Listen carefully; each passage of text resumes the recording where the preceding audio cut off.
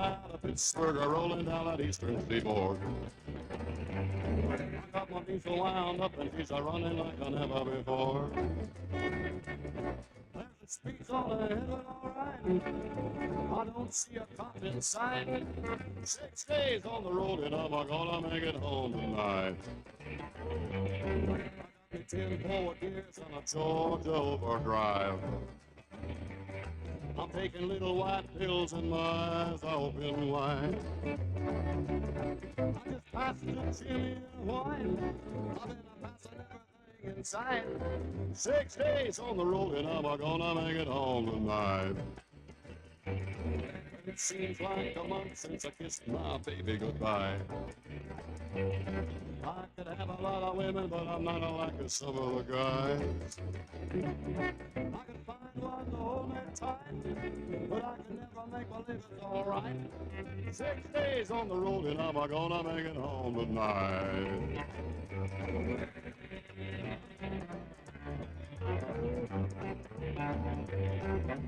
ICC is a checking on down the line. Well, I'm a little overweight and my logbook's are way behind.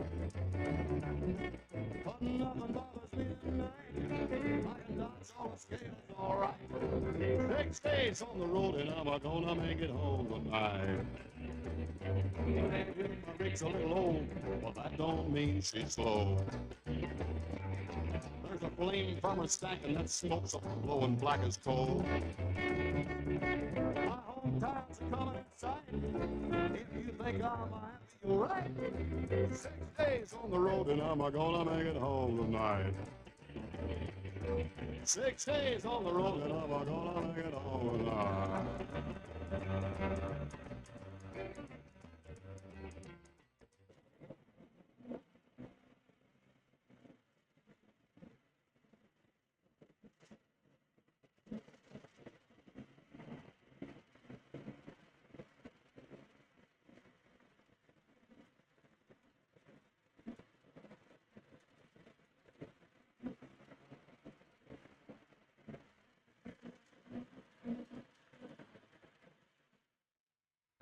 So what are we going to fish with today, dear?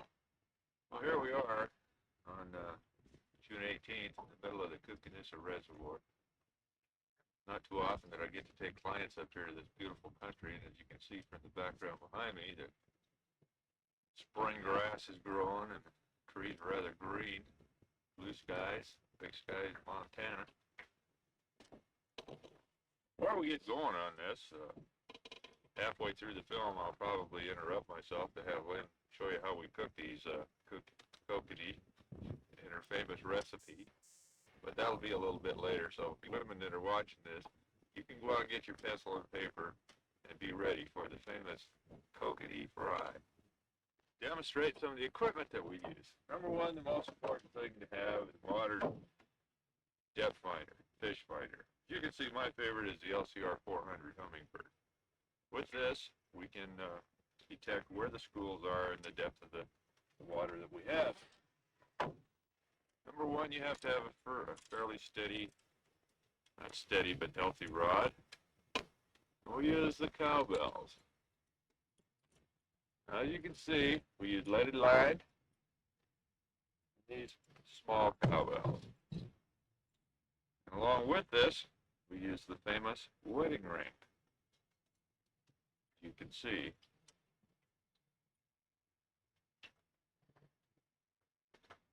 Upon which we put some white corn. White corn.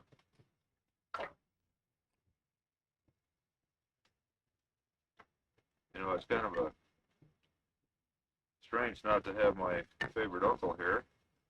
If he were here, you would see him put on 3 night crawlers, 4 pieces of corn, and a 7-course meal. Now that's the first rod. We'll have that one set and ready to go. This is for my client, commonly known as shrimp scent, which has a very pungent odor of shrimp. It has a dual purpose also for you gentlemen that are watching. If you sneak out at night, go to the local bar, you can put some of this on your fingers and tell your wife that you've been out fishing. What is that, Dick? That is cooking is a reservoir whitefish. Lovely. I'm a trap. Cord. Unbelievable. Look at that fish.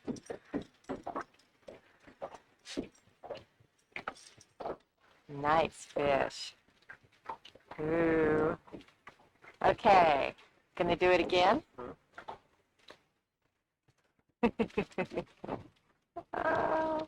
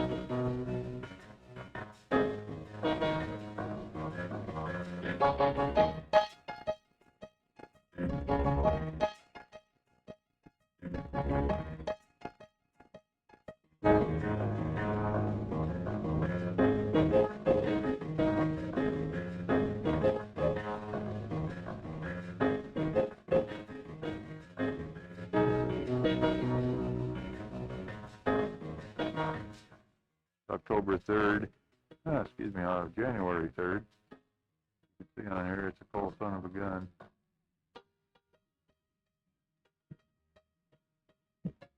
Looking at about 24, 25 below zero. I just kind of jump back in the car. Look what the driveway looks like as we're driving down the road here. What we look like driving to the house here.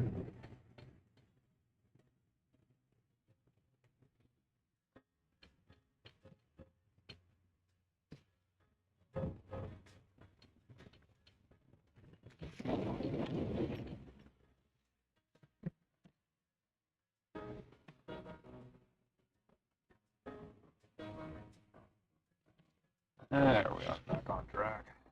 I'm back in the saddle again, out where a friend is a friend, where the longhorn cattle feed on the lowly gypsum weed. Back in the saddle again, riding the range once more, toting my old 44, where you sleep out every night and the only law is right. Back in the saddle again. Whoopee-tie-I-O, rocking to and fro. Back in the saddle again. Whoopee-tie-I, yeah, I go my way. Back in the saddle again.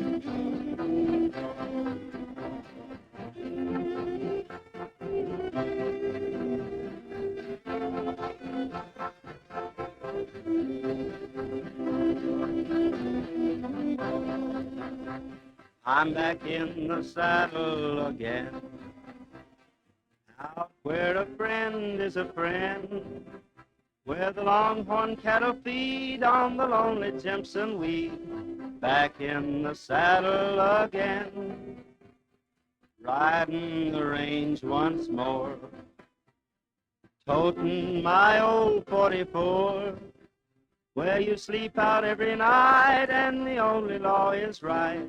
Back in the saddle again. Whoopee-tie-I-O, rocking to and fro. Back in the saddle again. Whoopee-tie-yay, I go my way, back in the saddle again.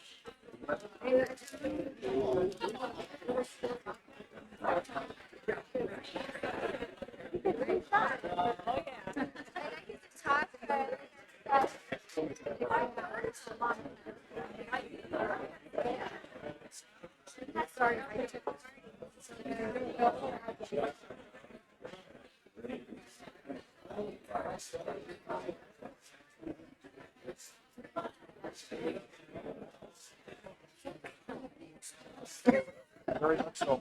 Very much so.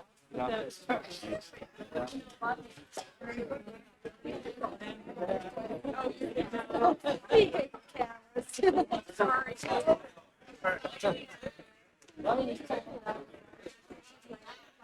I'm trying to jump in front of this camera.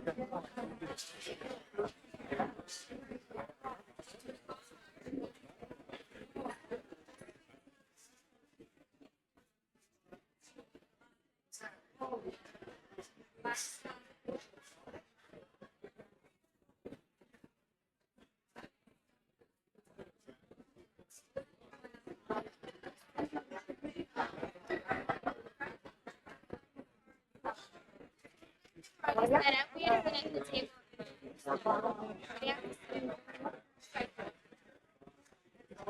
Yeah.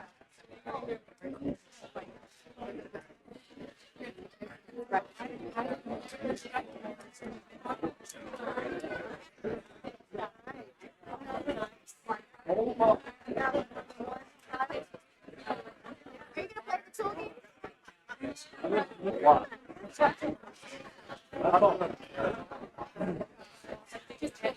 Just to go over that, that's old age.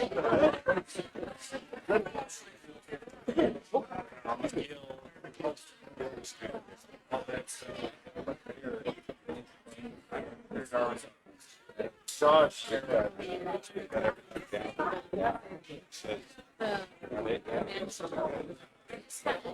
Back.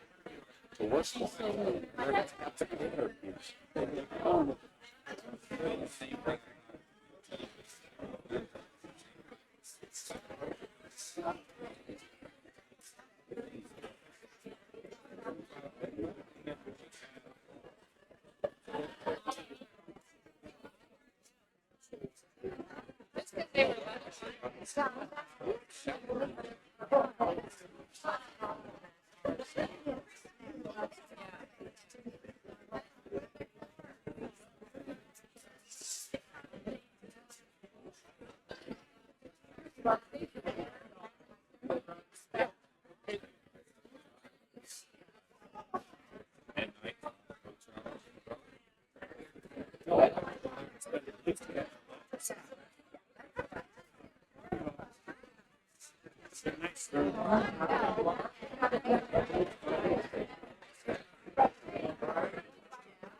He's gonna just sit and stare at Mark.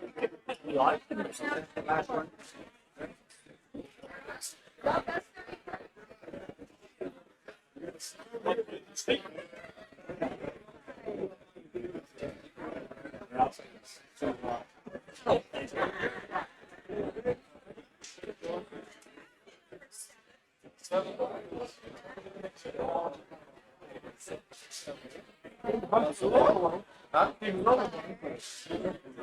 Did you bring the present? Huh? Corvette. Are you in right? The Blue Mountains. Yeah.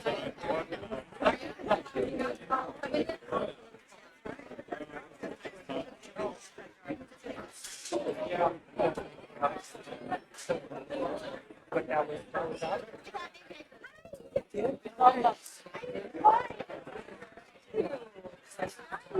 my father. Yeah, I know.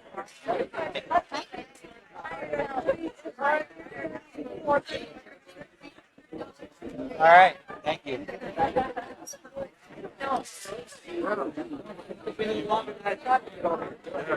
Did, really good. Really kind of cool. It's a slow drive. Yeah. It's come up to.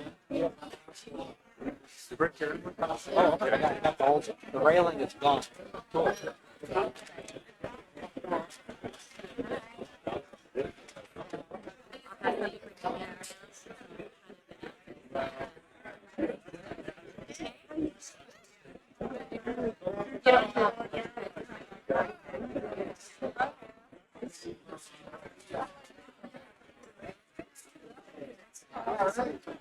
I'm so glad you could see her. Well, I am too. You know, trying to ride around here. Oh, yeah. Yeah.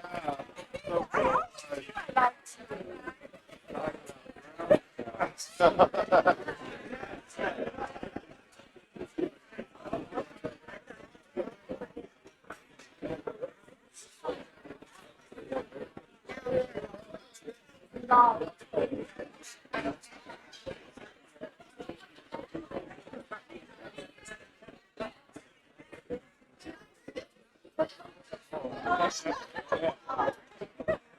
Oh, cute.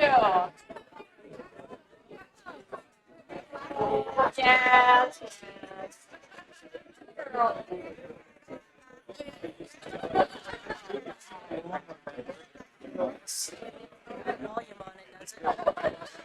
So when I just said kiss and moan, well, I don't want anybody else to hear me saying kiss and moan.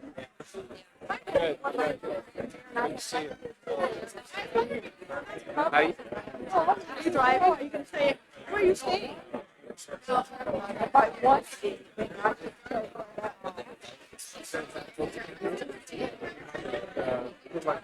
Glad to be. Nice Glad to to meet meet you. you. I've been hearing about a lot about you. Is that right? Uh-huh. Great. Because he's very envy. Yeah. Yep.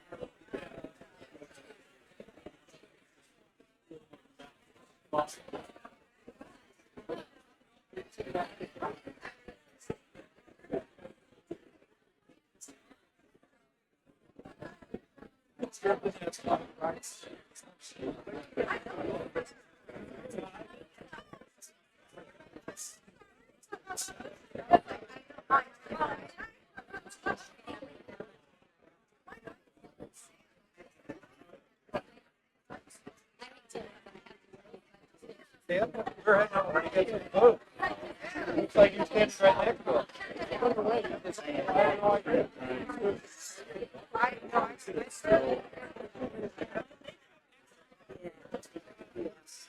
Yeah, we live right next door, so we watch the whole thing. Oh, are you? Scared or forgot? Scared.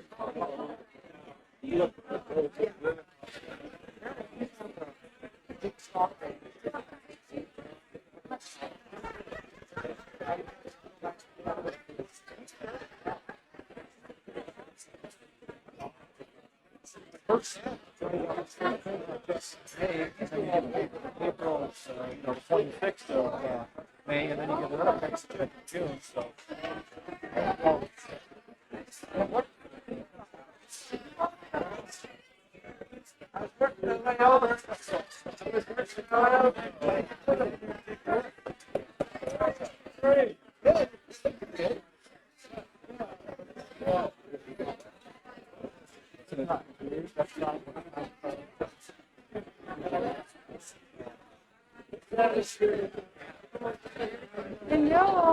Hi, Dick. And it's wonderful.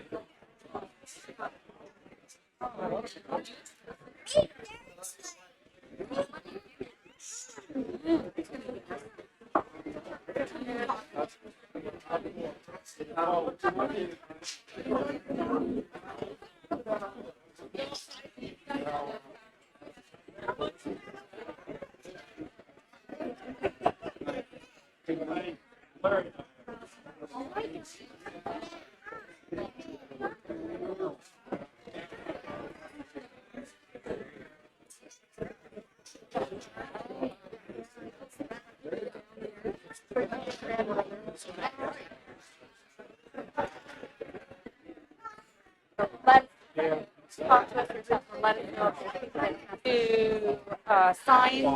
I've done a beautiful signs for UPS. I've done the retirement signs. I've done, they have their own parking.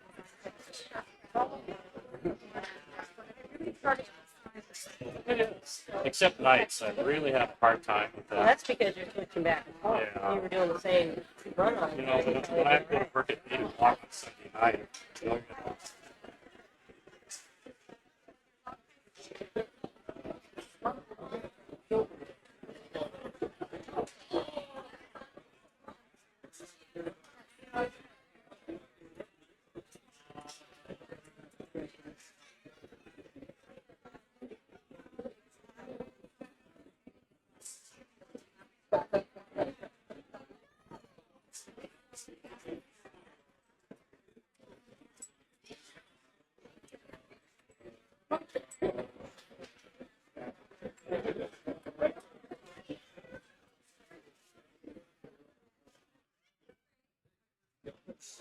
I am just humbled at how many people have absolutely.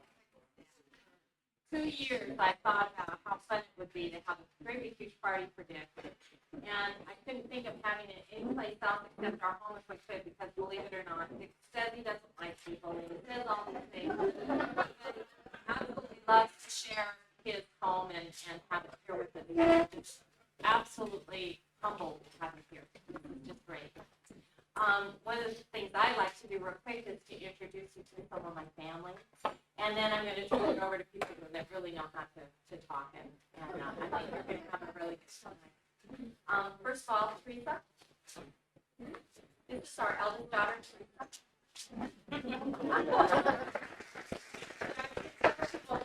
Remember, I remember Teresa when she was little. I'm the shortest one in the family. So. That's her friend Mark next to her. Mark. Clint. Where's Clint? Clint.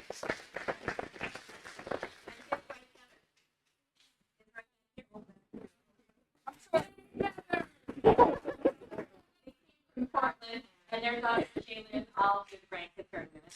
They came from Portland to be here. Clint has absolutely nonstop been putting wires up, fixing things his dad couldn't figure out how to fix. They're here. Andy back here. She's going to have our next grandchild in February, which is really fun. And her partner is Dan, right next to her. The partner guy, he was outside doing something. Bob, this is our youngest, and not this one. And this is his wife, Rachel. And they have our baby James, who is the sweetest, most wonderful child right now, next to all the other ones that we have. The other grandkids are complaining because they get scooted in one. He's waving at you, Granny. Yeah. So, at this table are my parents, and Bud and Esther, Dick's dad and his wife, and Uncle Candy and Grace. So this is an honor table too. But anyway, have a nice time.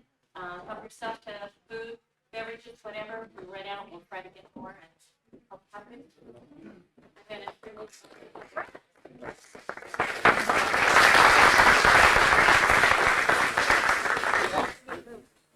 Well, I was told to prepare some evidence. And myself where we believed that I did what I was supposed to do.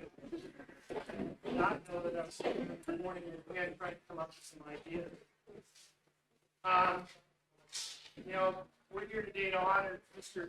Dick Anderson, alias Big Dick, Peter Dick, or Large Richard. I think he, in preference, we won't go there. I had the opportunity to work with or work for Dick as a driver many years ago. I had the opportunity to work for Dick as a supervisor many years ago. I had the opportunity to work beside Dick for the last 10 years. And, I can tell a lot of stories because I've known him for about 26 years. But because of the fact that I'm involved in most of those stories, and the statute of limitations hasn't run on some of them, I'm kind of hesitant to do that. So I'll tell a few stories, but primarily what I was thinking about, as we all get a little bit older, started looking around, seeing some of the retirees, Mr. Rankin out there, and some folks that show up, it comes back to us as the UPS family. You really get reflected, and you get a little more sentimental about this place than you think you would. And, you start thinking about what it takes to run a company like this. And you look at the big idea over here from 1978, and all those young faces that are all out there grizzled and old now. And you think, wow, it's a pretty amazing place. UPS is not a tough place to work at. Not an easy place to work at. It's a very difficult place. And anybody makes it UPS can make a move. And that, it doesn't matter if you're a driver in management or whatever function you perform, clerk or whatever. If you can make it UPS, you can make it anywhere because of the demands that are placed on us. And sometimes we fail to remember when we're dealing with one another how difficult the other person's jobs are. And that's when we always have the best relationships. We fight and bicker like any family. But I think if we all get old and start to come back together, we will get the opportunity to do that. We'll realize what a great job we really did. Look what this company's done in the last couple of years. Look how it's moved forward into the international arena. And we did. And I think that's something to take a lot of pride in. When you look at people like Mr. Anderson here, who had the attitude that accepting less than perfection was not acceptable. And that's really one of the things that I learned from Dick was if you're going to do the job, you've got to do it right. And that's what we grew up with in the company. So I think we all really need to be thankful that we had people like that around to motivate us and push us forward. Dick's career started in October 1975. He started as a package driver and he delivered packages from 1975 to 1976. 1976 to 1978, he was a feeder driver. If you ever listen to him talk, I think that career was 25 years. 1978 to 1985, he was a feeder supervisor. And he was my boss at that time. And we'll tell some stories about that here in a few minutes. 1985 to 1990, Dick was the feeder manager in Spokane. I'd like to touch upon a few things that took place during that period of time. As a safety guy, and that's where I spent the majority of my career, I look around the company now and look at the training we give our people, and it's nowhere near what it used to be. The quality of training that we offered our people for years was par excellence. Nobody could touch it. And people like Dick, who taught at National BTS or National Driver Trainer School, came back and imparted that level of enthusiasm for doing the job properly and following the proper methods can't be repeated. Dick took upon himself to develop an emergency reaction driving school, is that what we called it, in Deer Park, Washington, which was really a skid school and learning how to handle equipment. And for those of you who don't know, he basically worked 9 months, Saturdays and Sundays on his own time to develop that program. Well, it was probably the heartbreaker in his career because he had that money pulled out from under him. But that was done with a very big, good heart because we knew what it was like to train a driver who had never been behind the wheel of a set of doubles and turn them out to Moses Lake or Ellensburg in the middle of the winter. and hope they're gonna get it back in one piece. Dick's goal was to develop a training program that would give them that skill, impart that knowledge and wisdom to them before they ever had to get out and face it the hard way like many of us do. So, and those are the sorts of things that he was involved with. In 1991, Dick went into the center and had a stint as a center manager. Some of this is even new to me. I had to pull out, when I think about being in human resources, you get printed all kinds of information you shouldn't really see. Nobody hide anything from you there. But he was the center manager in 1991. Between 91 and 92, he worked in IE and in the hub. 92, he went back and talked about this briefly at DTS, which is kind of, for feeder guys, it's kind of mecca. You go to ask any feeder driver that's had a newly returned trainer from DTS come back and work with them. It's like this person has just seen God, and they're going to tell you about it. And Dick had the opportunity and went back and taught it that once or twice. And when you reach that level of expertise to be able to train at that school, it's a high praise, to put it mildly. 93 to 96 was back in the hub. And then we hit 96. And this is where I'm a little confused. What the heck did you do the last 4 years? Okay, I know a little bit about it. I remember some training exercises in about 1997 where it was something to do with you stood there and a group of people were behind you and you fell back in their arms or something. And I kept thinking, this isn't the Dick I know. But it was pretty good stuff. He has been really involved in training our new feeder supervisors over the last couple of years and prepping them prior to them going back and getting trained and hopefully laying the groundwork for that next succession of people that are going to be out there making us a very successful company. I put together just a couple of notes based on the Letterman top 10 list. And what I'm going to kind of do in reverse order. My best be in number 10. Let's start with number 1. And these are lessons learned from Dick Anderson. Number 1, never miss a trailer. Non-UPSers, a driver, a package driver that comes into the building with a few packages left in the package car, what's called missed packages or service failures. Now you think about a trailer full of 2,000 to 2,500 packages, it doesn't make it off the property and out to the next point. That's 2,500 service failures. And a driver can get in very serious trouble for missing one package in the package car. So you miss the trailer, it's really not a good thing. So number 1 lesson when I walked in the door, never miss the trailer. Number 2, most important thing learned from Dick Anderson when I came into the theater department.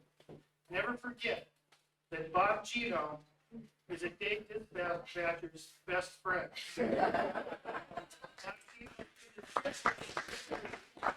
Spokane for years, and Bob Gino can save your career because if he chooses to tell you about that missed trailer, you might stand. Number 3. DOT hours of service do not apply to management when you miss the trailer in the lot.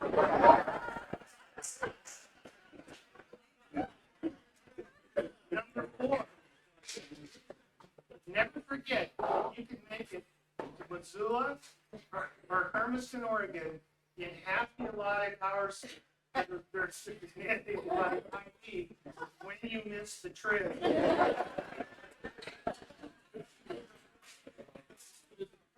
Number 5, and this is a lesson that I took to heart, and it really wasn't something that Dick taught me, but it was something that came to me early on in my career. If you have the opportunity, never have your feeder run on the route your boss travels to and from the work. There's something really disheartening about being in that all-night grocery store at 3 o'clock. You've already burned up your lunch and breaks. You're getting a cup of coffee in the candy bar, and all of a sudden you feel this great big claw on your shoulder. It happened maybe more than once. Number 6, Never try to hide the fact that a set of doubles will fit on the Keller Ferris. I'm not going any beyond that. Number 7.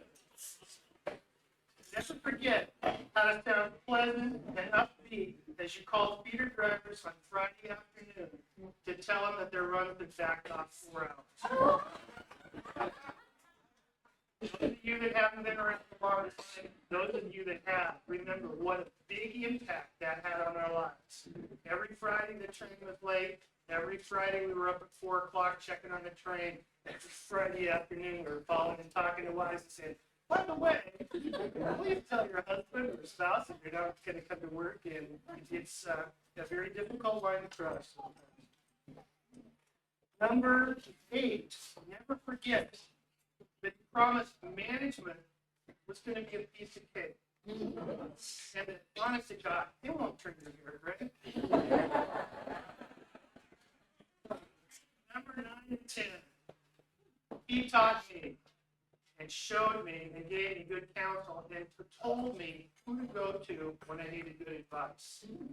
And those probably are one of the most important things that I think I ever received was knowing who to trust, who I could depend on, and who to go to when I got in trouble. And number 10, and this is important to anybody that's been around UPS management, probably correct me not, is that the true meaning of what it means to be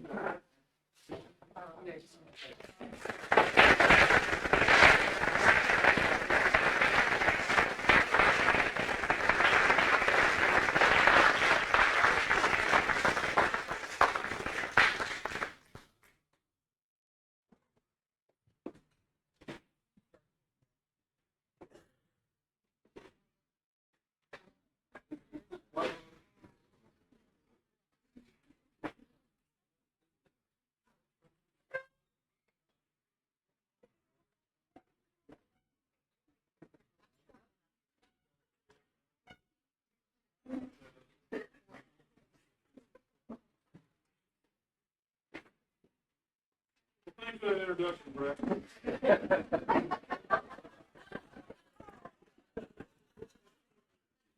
Bob Newberry, and when Lynn asked me to help with this event, I said sure, but I kind of got thinking after she asked, there's a lot of people who have known Dick longer than I have, and quite frankly, worked with him a lot longer than I have. I've known Dick for over 20 years, but I've really only worked with him in that void from 96 on. So, I'm the guy who was hanging out with for the last 4 years, and I did a good job, too. But I still got thinking about that, and really what qualified me to be up here. I had something thinking, in those 4 years, we did a tremendous amount of travel. I mean, we were in Alaska, we were in Idaho, we were in Washington. In fact, we probably spent more time together than we did with our own families. And then Dave made a fatal mistake. After a couple of weeks on the road, we hadn't been home, so we went to our respective homes. I found this out later in a conversation I had with Lynn. That Dick had come home for the weekend, and they had rather an intimate moment between, no, a real intimate moment between themselves. Dick screams out, "Oh, Bob."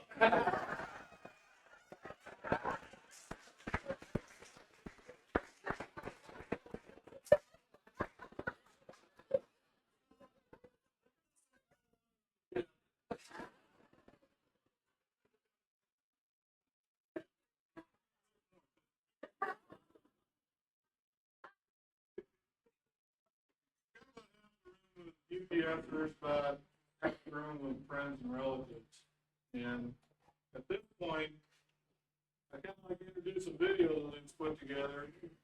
For the UPS people in the room, it's really Dick's other life. And there is life and interest other than UPS. And at this time, I'd like to go ahead and show that movie.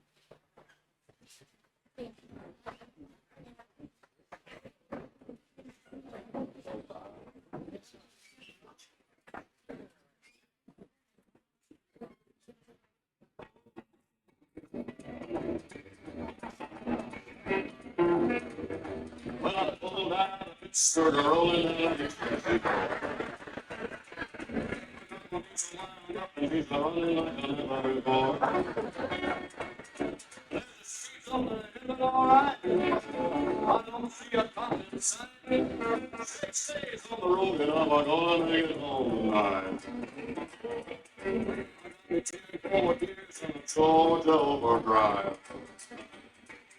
I'm taking little white pills and my eyes are open wide. I just got to feel white. I'm in a everything inside. 6 days on the road and I'm it seems like a month since I kissed my baby goodbye. I can have a lot of women, but I'm not like the sort of guy. I want the only time, but I can never make believe it's alright. 6 days on the road and I'm gonna make it home tonight.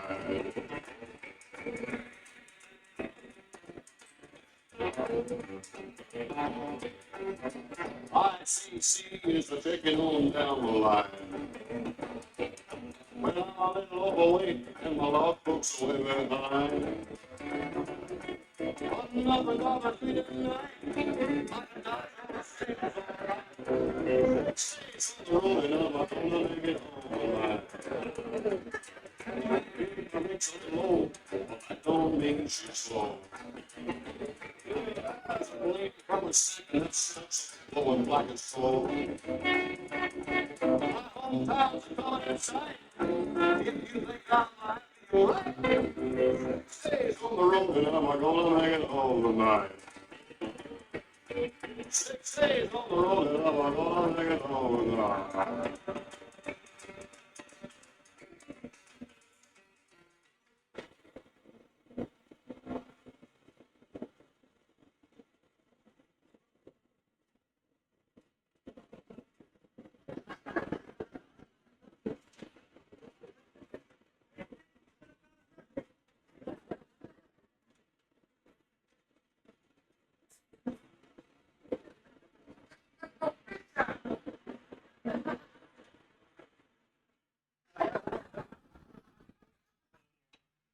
Well, here we are, June 18th, middle of the Kootenai Reservoir.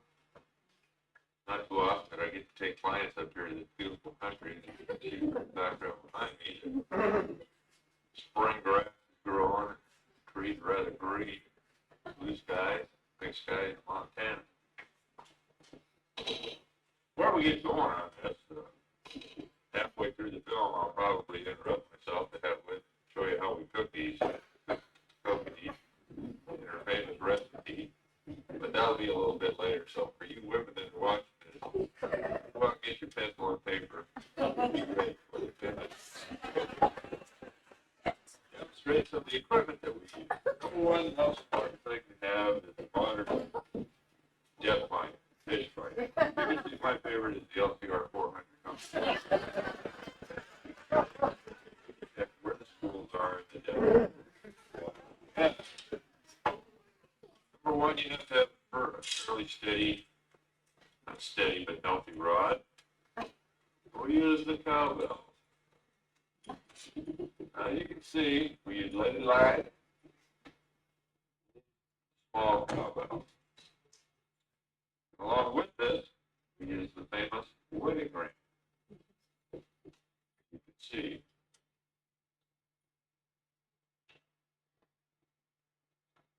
Upon which we put some white corn.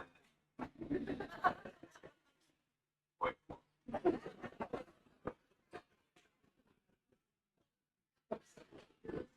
Kind of not to have my favorite uncle here. If he were here, you would see him put on 3 night crawlers, 4 pieces of corn, and a 7-course meal. That's the first rock. Have that one. Set and ready to go. This is for my clients, commonly known as shrimp sand, which has a very pungent odor of shrimp. It has a dual purpose also for you gentlemen that are watching. You sneak out at night, go to the local bar, you put something that's on your finger, and tell you what, for that fishing.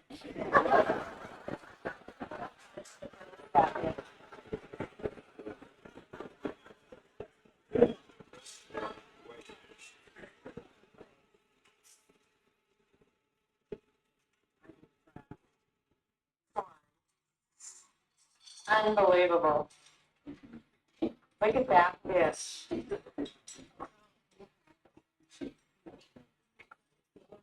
Nice fish. Ooh. Okay, gonna do it again?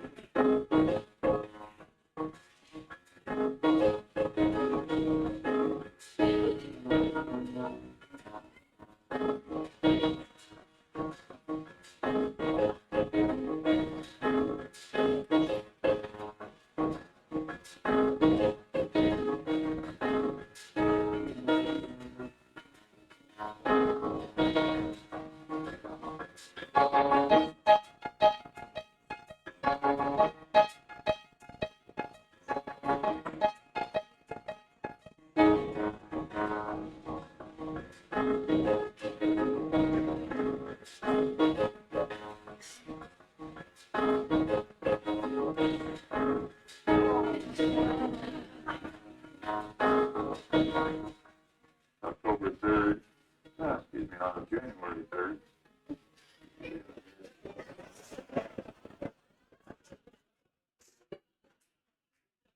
It was winter.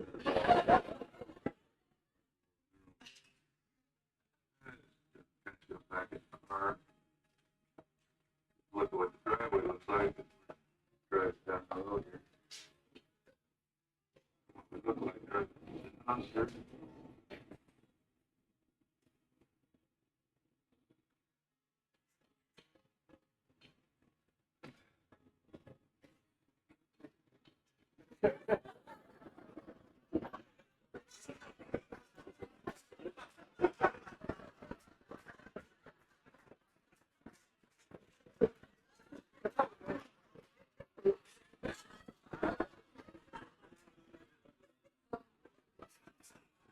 Well, a friend is a friend. Well, long on feet on the lonely Timpson Weed. Back in the saddle again. Riding the range once more. Holding my old 44. Well, you sleep out every night and the old law is right. Back in the saddle again. Whoopie-tie-I-oh, rocking to and fro, back in the saddle again. Whoopie-tie-I, yeah, I go my way, back in the saddle again.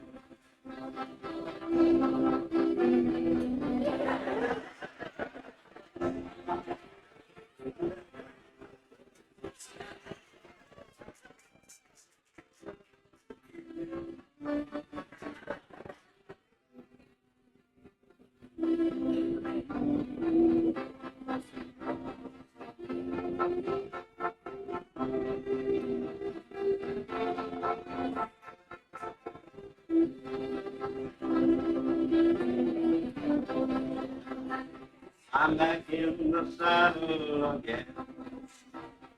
Out where a friend is a friend. With longhorn cattle feed on the lonely Timpson Weed. Back in the saddle again. Riding the range once more. Toasting my old 44. Where you sleep out every night and the only law is right. Back in the saddle again. Whoopie-tie-I-oh, rocking to and fro. Back in the saddle again. Whoopie-tie-yi, I go my way, back in the saddle again.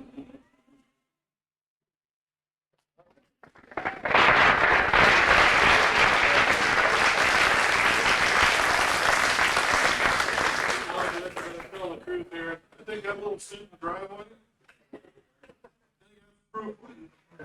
Well, you only spent such a short time behind the wheel of that vehicle. No trucks are expensive. You know, Dick did go into management quite early compared to most of us. And he's almost done a good job. One of the things that makes Dick such a good manager is he always knows the answer. He knows business. He knows what he's doing. There's a few times that you can't go to Dick and get the answer, or at least direction. But I got to tell you, in that void between 96 and now, there was one time that I saw Mr. Anderson at a loss for words. It was rather comical, or at least I thought. Well, we were sitting in a hotel. We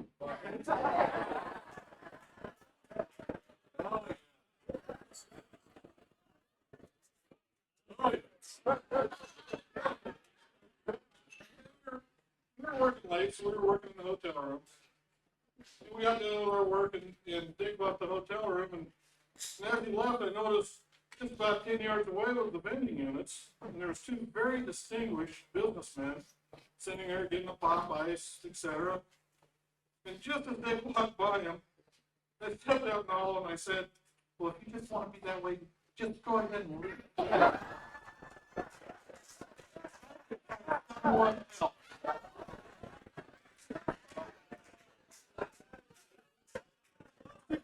You're out of Dick, and you just shrugged your shoulders.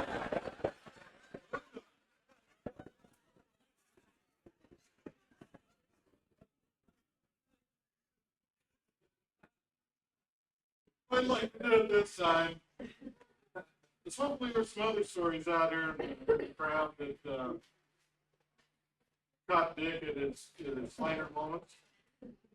I guess what we want to do right now is open the floor to anybody that wants to take a or share some moments with the group that they've had with Dick. I'll open the floor up. Anybody wants to come up, come on up. Not all at once here.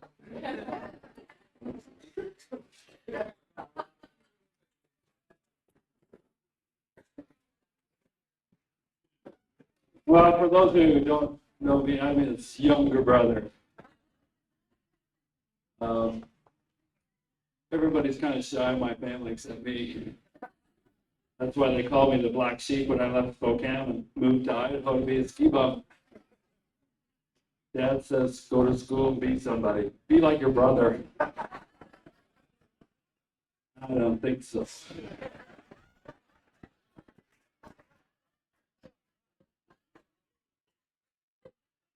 It's too bad they didn't have the video of him. He was on the Kootenai River, I believe. I wasn't there for this story, but his lovely wife was, so I'll tell the story. Apparently, he's running down the river, and he's sitting on top of his cooler on top of the seat.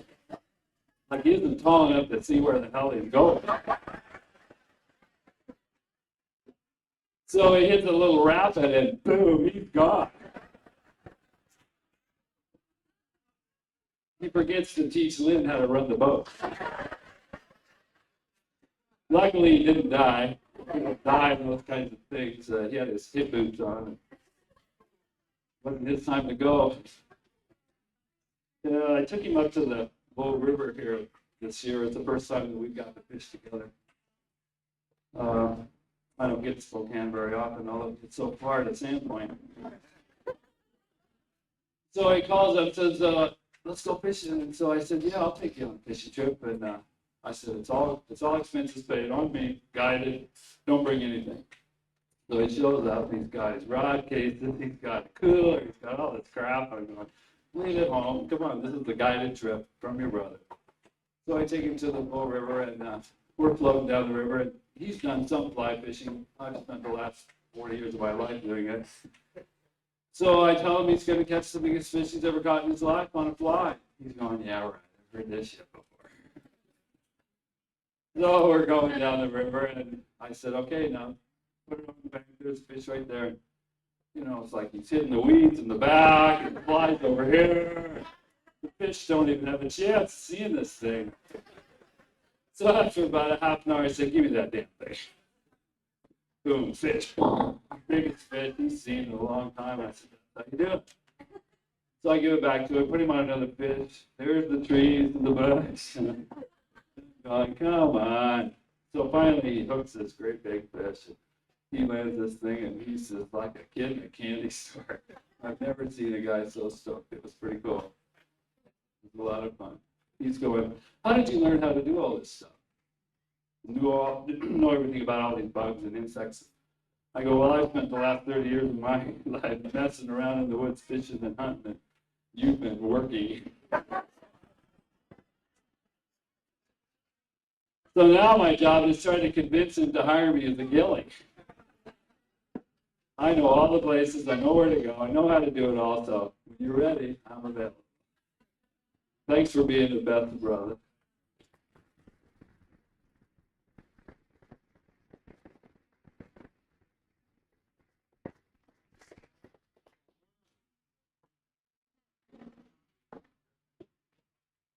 Floor is open.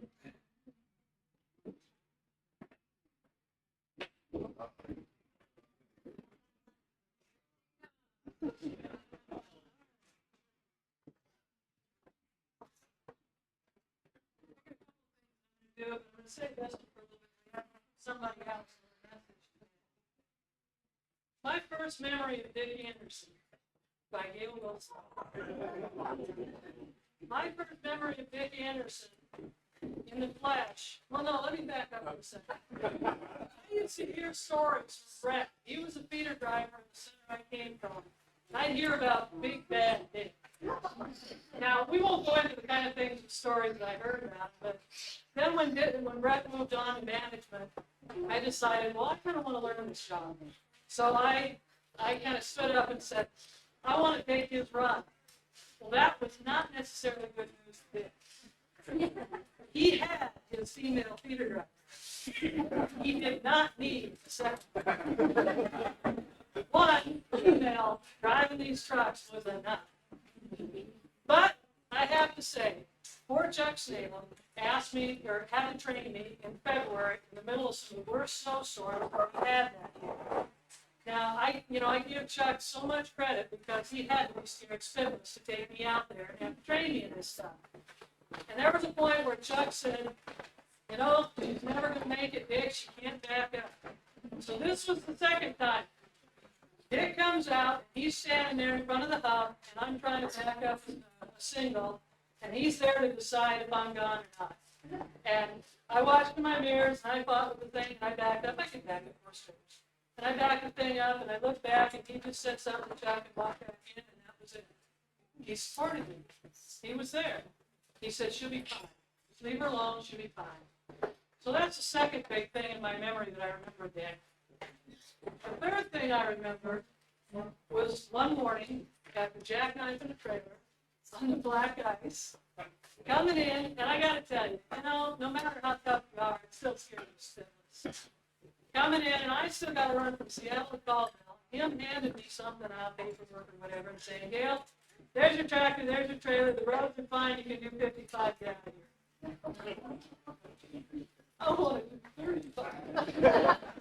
He's telling me I got to do 55. That means because I'm thoroughly intimidated by it, So, again, he supported me. He knew that I was probably scared stiffness, and he said he gave me what I needed to know to get my rear end in the tractor, get up there kindly, and not chicken out. Then the next time, of course, Dick and I had contact was in '86 when I decided that management was something I wanted to do. Dick came and rode with me, and again, he supported me 100%. Never, to my knowledge, did he not. So then after that, we had different adventures. We had adventures from Sandpoint train wrecks, where we were all out there in the middle, many of us in this room. Jeff was there, Dan was there, a lot of us were there. Paul, and to plane crashes, where 4 of us were there taking care of plane crash, and never my fondest dreams probably thought we had to do something like that. So, and then since I left and didn't work with Dick quite so much, just every time we ever got together, Dick was there, he was supportive, he was always kind of like a big brother. So I have to say that all those stories I heard about Bad Dick, for me, never was really like that. So he's always been a great guy, and I'm going to miss him dearly. So the next thing I want to do is read this message. This is from Linda Mizumoto. For those of you who don't know her, she's a manager in Seattle who worked with Dick. I'm not really sure all the different things she's done with you. Yeah.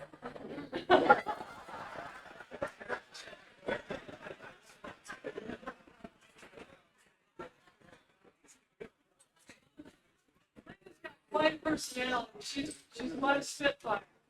And she couldn't be here today, and she really wanted to be, so I'm going to read what she wrote. There once was a man named Dick who could drive those brown trucks so slick. Dick, as everyone knows, can be ornery right down to his toes. He pretends to have a rough exterior, but Dick's heart is as soft as his posterior. Dick will now live with a new mission that most likely will include fishing.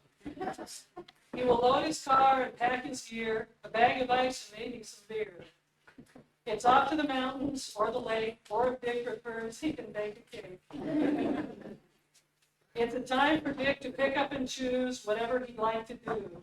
Ride his tractor, feed the animals, or milk his moo.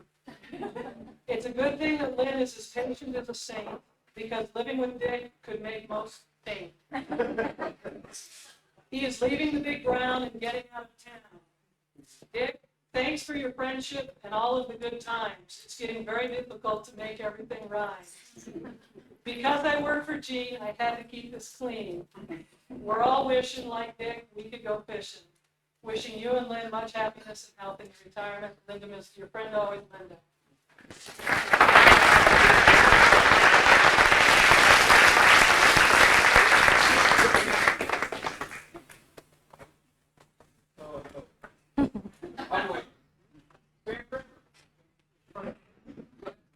Anybody else?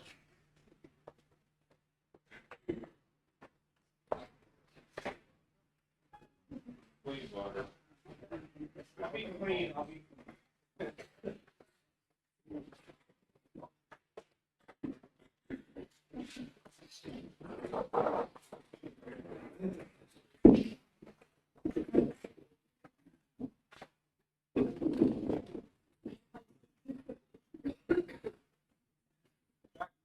plane crash here.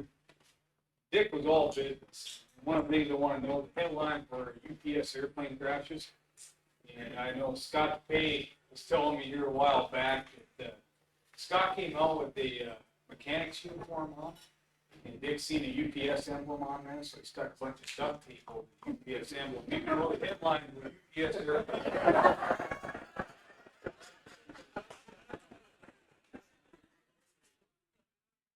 One of the things Brett didn't talk about is in the last 4 years, Dick was the DTS instructor.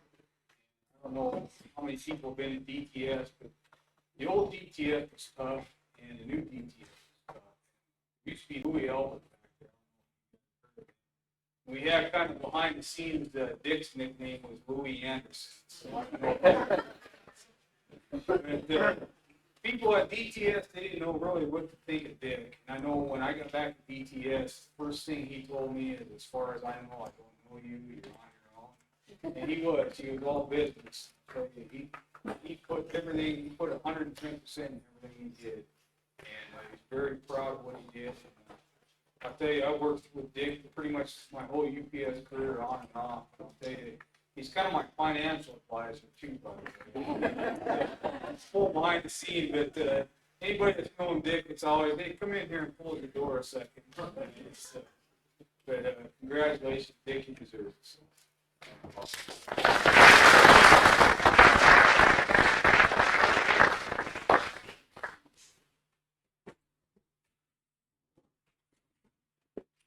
Well, I just want to say that I've known Dick since he was about this tall.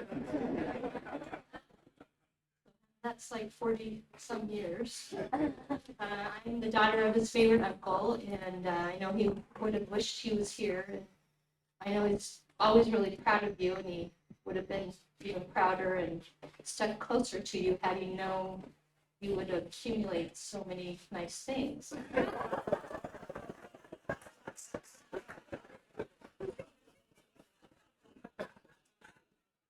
No, he would have been really proud of you and really glad to be here today because I think there's going to be a lot of leftovers that he could, put in the camper because you guys would be taking off tomorrow. So you wouldn't really have to stop to get anything, but we're all really proud of you and looking forward to seeing what you do in your next life. And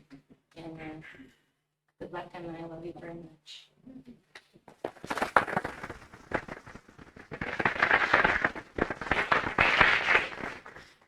Anybody else?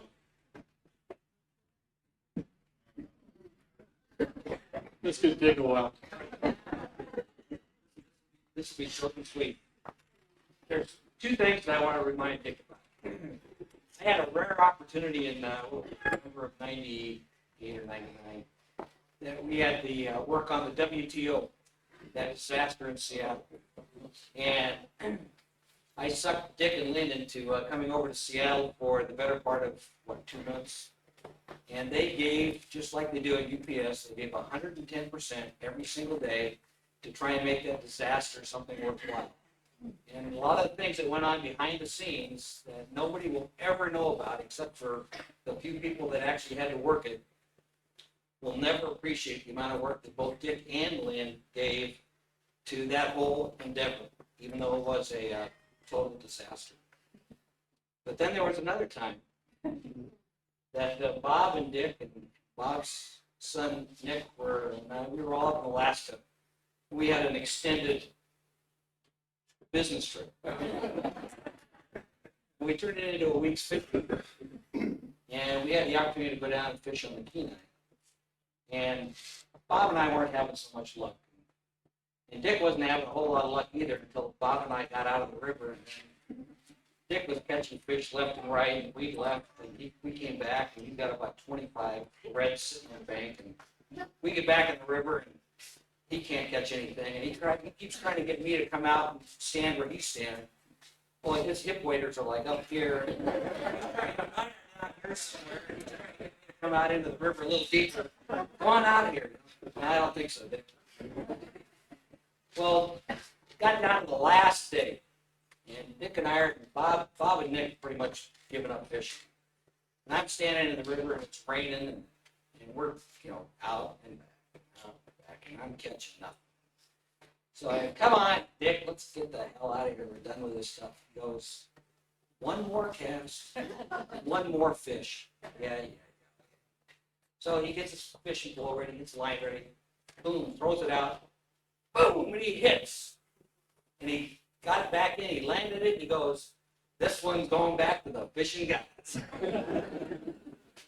But I've known of Dick for a lot of years. I really didn't get to know Dick until the last 4 years when he was real kind of vague with Bob. But and we'll roast Bob when it's his turn. But everything that anybody said about Dick is absolutely true. He can be ornery, he can be mean, he has a really rough exterior, which is an understatement. But deep down, he will give you the shirt off his back. He will trek 100 miles in the snow to help you out if you ask him. He'll do whatever he has to help you out. And there's damn few people around that are like Dick and do that at a moment's notice. And for that, I appreciate everything that he's done for me and for Lynn. Thank you very much. Congratulations.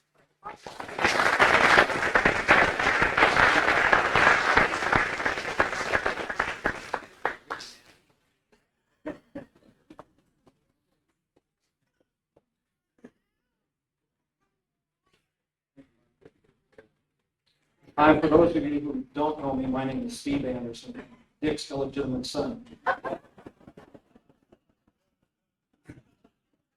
I'm looking at all this stuff here on this wall that Dick and Lynn carefully put together, and I'm just wondering, how did you ever steal all this stuff from UPS? In such a short period of time, 25 years. I've been with UPS almost 32 years, and I've known Dick for quite a few years. I worked in Seattle for most of my career, and over here for myself. And when I came over here, I had package operation, and Dick was the hub guy. And then I went into the hub operation, and Dick went back into feeders. And him and I became pretty good friends. We motorcycle riding together. And we spent a lot of time with each other trying to do some get by cheaply with financial planning. He tried something that didn't work, and he'd tell me about it before I lost my money. So he's been a mentor as well. And it's a lot of fun. I look forward every day to coming to work and giving Dick a hard time. I never see a guy that's I'd be lucky to be 5'8". He must be 6'4". And when I start on Dick, he just blushes and he turns around and goes the other way. I'm going to miss it. There's nobody I can pick on around that building anymore. But I remember one incident in particular. It wasn't too long after I, with my wife and family, moved over here. Dick has a very nice place here, and I know that he's a country boy at heart, and he has animals in and out of this area here, and he had just acquired some sheep. And I know he's got dogs, hunting dogs, and he's quite an outdoorsman. Well, Dick came to work a couple of weeks after he acquired sheep, and believe me, I know nothing about sheep. I couldn't tell a male one from a female. Apparently, Dick can.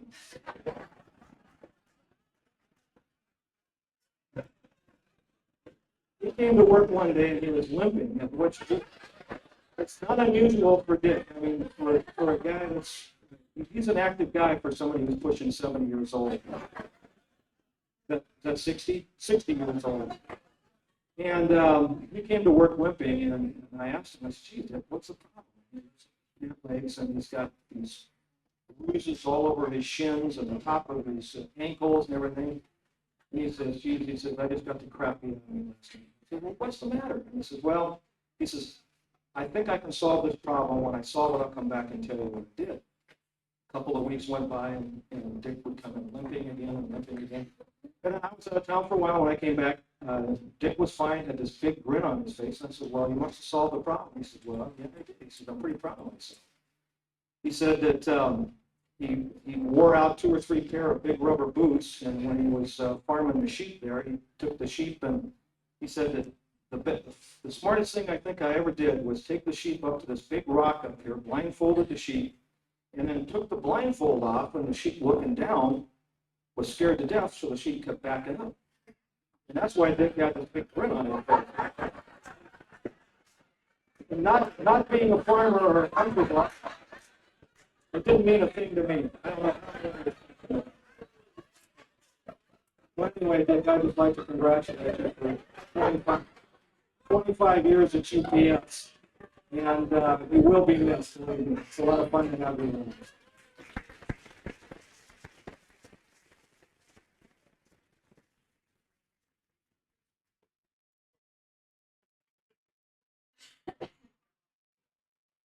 I'm Steve Bernard. I'm Dick's only brother-in-law, at least the only one that will admit to it.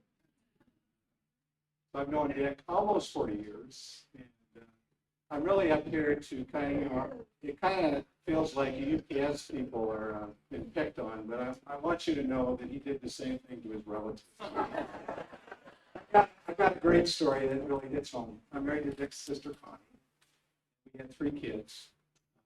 Daughter's the oldest, and we had 2 boys, they're only 18 months apart. And they got to know Uncle Dick, and got the fear of God in them. He probably doesn't know about this, but we lived in Portland, in Seattle, so we'd have to drive over. We usually come over here 2 or 3 times a year.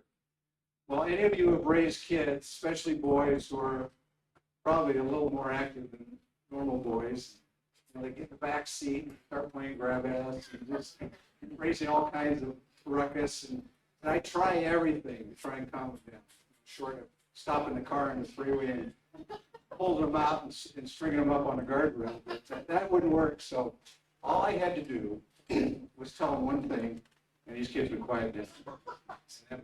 And I said, if you kids don't shut up and be quiet, I'm gonna take you over to Uncle Dick's for you can spend the day with it.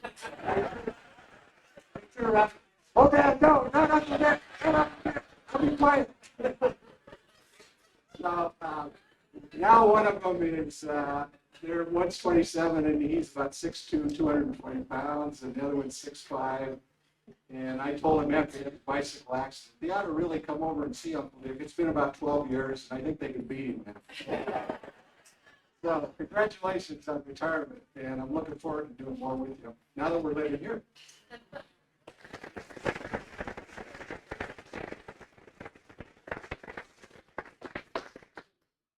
Anyone else?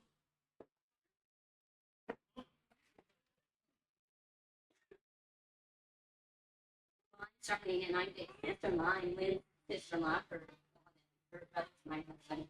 And I don't know about his UPS life, but I know a little bit about his life as a member of the Humboldt family. And there are a couple of things that really stand out when I hear you all talk about how he has stuck by people at work and supported them and been there when people needed him. And there have been times in my own life as a member of this family when our children needed someone that could give them a place where they could feel safe, our daughter most especially. And he did that for her. And while she was there, believe this, she got up with a horrific ear infection. And Annie Lynn was still in her 90, if I remember the story right. And so her head was swollen out. She decided to triple pierce her ears or something like that. It was kind of a rebel. And the ears were not in agreement with this. And so her head swelled up. And Uncle Dick took her to the doctor, took her into an emergency clinic and took care of her. And she would send her best wishes and her congratulations. She's right now off the coast of South America somewhere on a Navy ship. And I'm not even sure she would have made that commitment some years later if it hadn't been for the safe haven that was offered to her when she was in her rebel years. And he's been that for our family for how long? Long time, 20 years, 20-some years. And I know my mother and father-in-law would be up here saying the same thing, many, many stories of the support and the love that he's given our family, and we thank you for that. And we're going to enjoy watching you have fun and hope we get to have fun with you.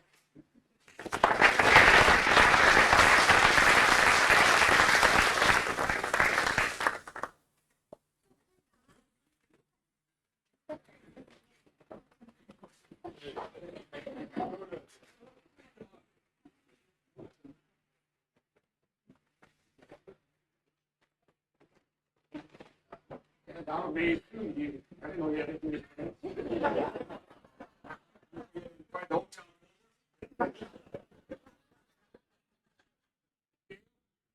Everybody sit behind your back. I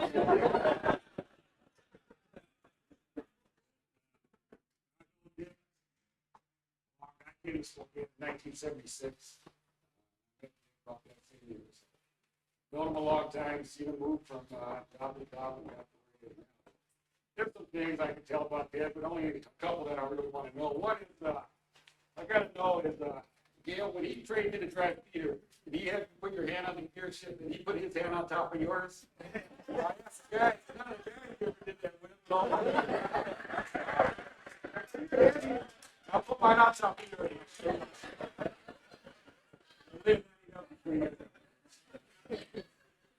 The other thing, Dick used to help me.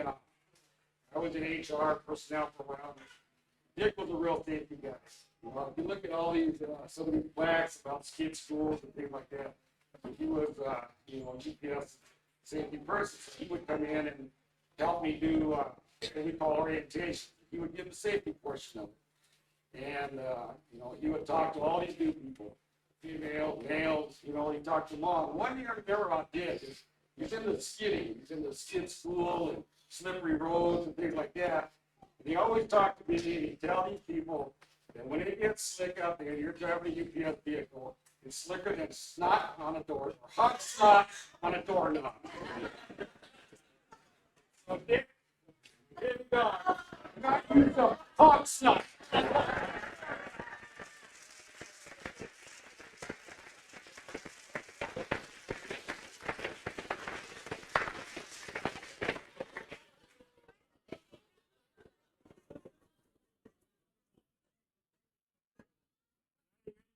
Dick worked with Dick in Australia. I think you heard him talk about hog snot on the door. And that's why, I like to repeat. Dick's the only white guy I know that makes his own sushi. I picked up a lot of strange things, so, but I am you, Dick. I'm looking forward to my retirement, and I do what you do. You have a good rest.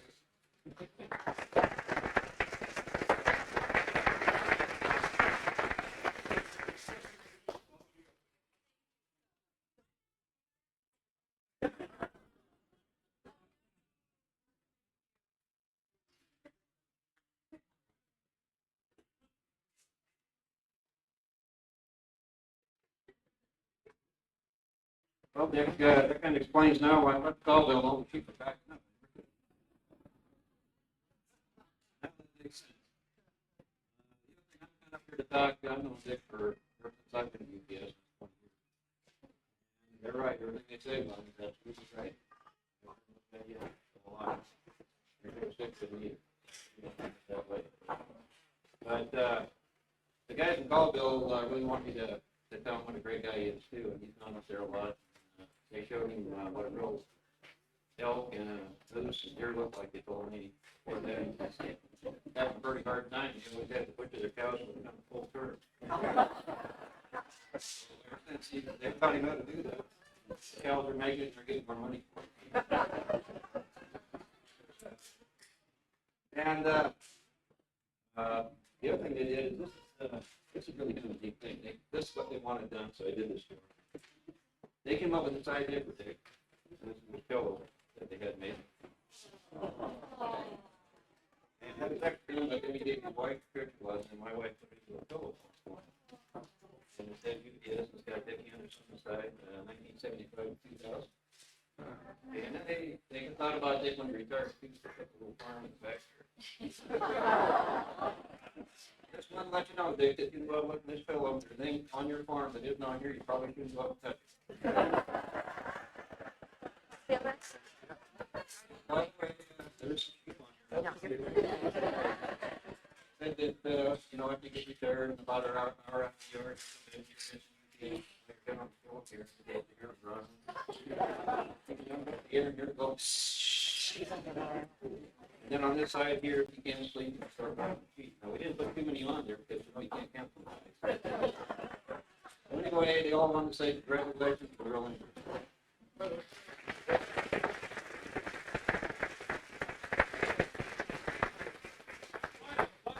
Walk extractor, please.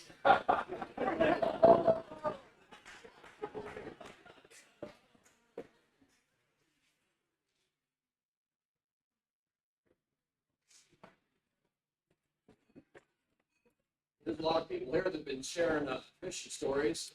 We all know the Dick's a happy fisherman.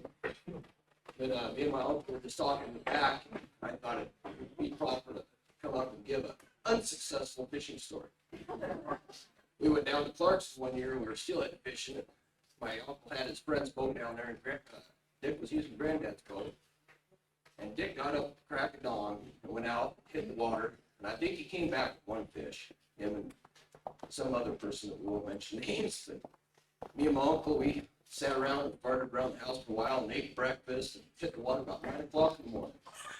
We stayed out there for about, 3 hours. We limited out and caught and released fish.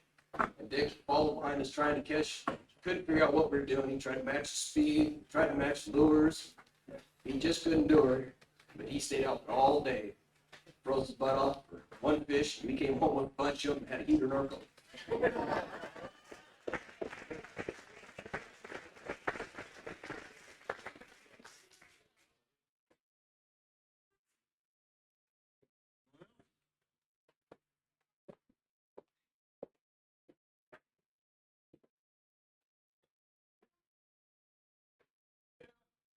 What? Stand up. Now, this is how I could see Dick during my training for DTS. I've only known Dick since April of this year when he came out and helped me train for DTS in Chicago. So for 2 of the months or 2 weeks or so of his lost in his 4 years, he was with me. he helps train me for DTS back in Chicago. But, like everybody has said today, he was a great inspiration for me. He's helped me through the schooling that I went to at DTS, because it is a very strenuous program and such that you go through. But they gave me all the advice I needed and all the guidance, and never once doubted that I could do it. I went back to a school that had 14 people at it, and I was the only female there. And all the stuff that Dickie told me before that helped me to prepare for all of those situations that may come up. So I thank him again, and he's told me anytime I need something that he'll be there for me. So he's a great guy, and as little I've known him, good luck, and hopefully we'll deal with each other in the future. Thank you.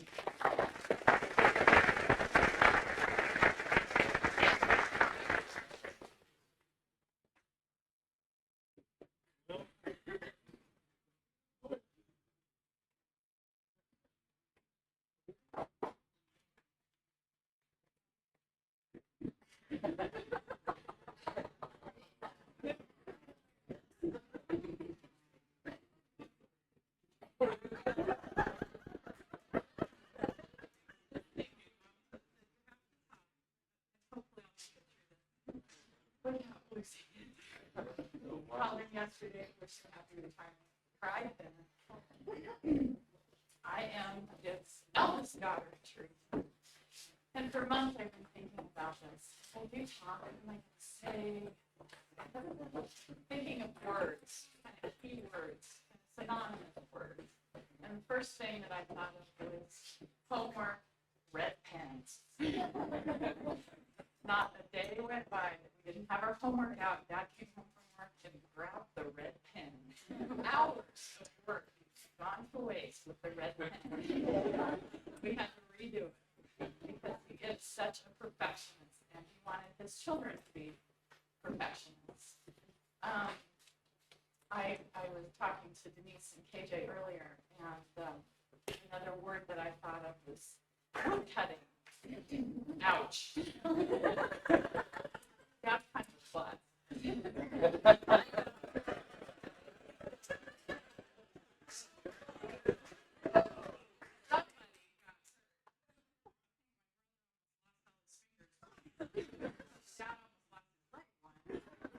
I almost got crushed. True. Also, my entire life we've cut wood for the heating work. And to watch me today stack wood, you would think I had a compulsive disorder. Everything has to be perfect. You get more in the row. So,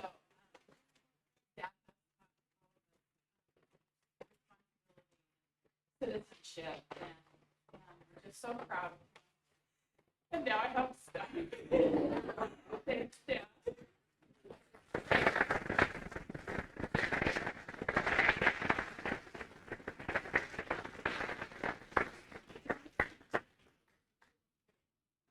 I was making a list of things to check off, and I spelled trough wrong.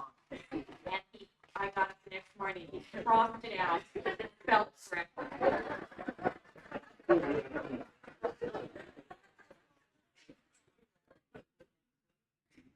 Well, I've never been real good at getting in front of people, so if I pass out, don't worry. Then I get up here, my big sister wouldn't beat me up. As far as Dad being a klutz and the wood cutting, yeah, I got approved. Stuck my hand out.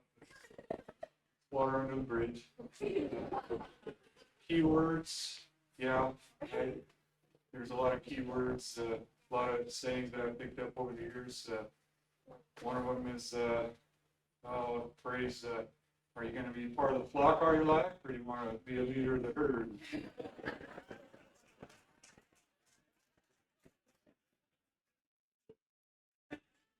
Yeah, there's a lot of things I learned from my dad. Great inspiration in my life, and gave me a lot of motivation to do it. What I feel is a lot of wonderful things. I hope I can raise my daughter the same way that he's raised us 4 kids. Thanks, Dad.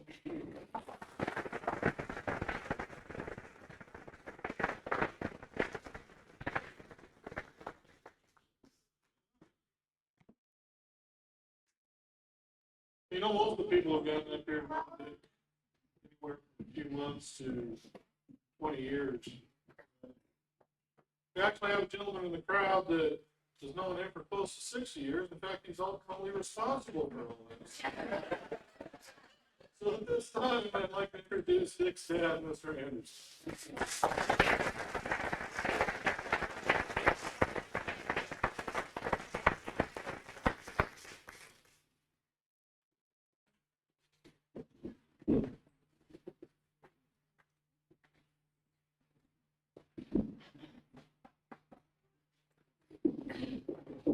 I don't know, I think I should have been first.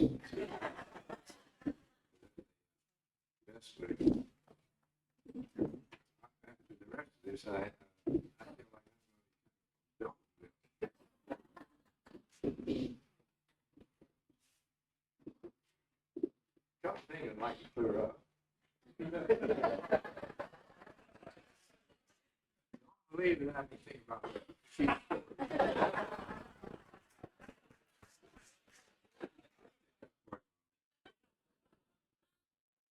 You want to hear a real tearjerker? Dick was in Alaska. He had me come up there for a week.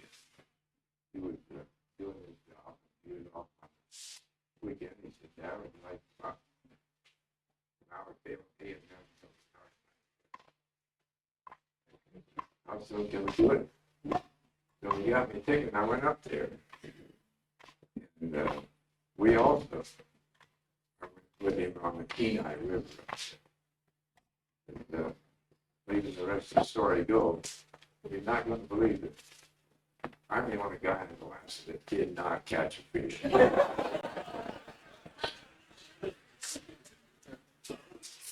Anyway, this is quite a party here, quite a nice deal. This podium that he built here. That's an exact replica from what we used to have on the ranch, except that I'm not sure we had the crescent on the door. I think ours was on the side. We had a standard old plain Jane single seater, and then there was the deluxe model with a two-seater, and every single one of them had last year's seared Roosevelt catalog. But now I got to thinking, this is Halloween time. My younger days, we weren't above playing pranks also. So one of our Halloween pranks was to see how many of those back houses we could upset Halloween Eve. The only ones we didn't upset were the ones that the guy knew we were coming and tied a vicious dog on. But the best fun was the next morning. Farmer John come tearing out of the house in his underwear with the back flap down, heading for the outhouse. He was amazing when he looked down and seen the outhouse laying on his side. So he had to make a split decision very quickly. What does he do now? Only one thing to do. That's out behind the barn. And I think that was maybe a little lead for the guy that wrote that little tune out behind the barn. Little Jimmy Dickens sang about most of his lifetime. In fact, he still sings. If you ever want to hear it sung really in a different fashion, just get my younger sister to sing that out behind the barn. She could sure do it. Anyway, after I read this, you'll know how I can get away with some things here. You all hopefully get into this category at some time. Just hang on until you're 80. I got good news for you. The first 80 years are the hardest. The second 80 are a succession of birthday parties. Once you reach 80, everyone wants to carry your baggage and help you up the steps. If you forget your name or anybody else's name, or or an appointment, or your own telephone number, or promise to be 3 places at the same time, or can't remember how many grandchildren you have, you need only explain that you are 80. Being 80 is a lot better than being 70. At 70, people are mad at you for everything. At 80, you have a perfect excuse, no matter what you do. If you act foolish, it's your second childhood. Everybody is looking for symptoms of a softening of the brain. Being 70 is no fun at all. At that age, they expect you to retire to a house in Florida and complain about your arthritis. They used to call it lumbago. And you ask everybody to stop mumbling because you can't understand it. Actually, your hearing is about gone. If you survive until you are 80, everybody is surprised that you are still alive. They treat you with respect just for having lived so long. Actually, they seem surprised that you can walk and talk sensibly. So please, folks, try to make it to 80. It's the best time of life. People forgive you for anything. If you ask me, life begins at 80, and that's no baloney.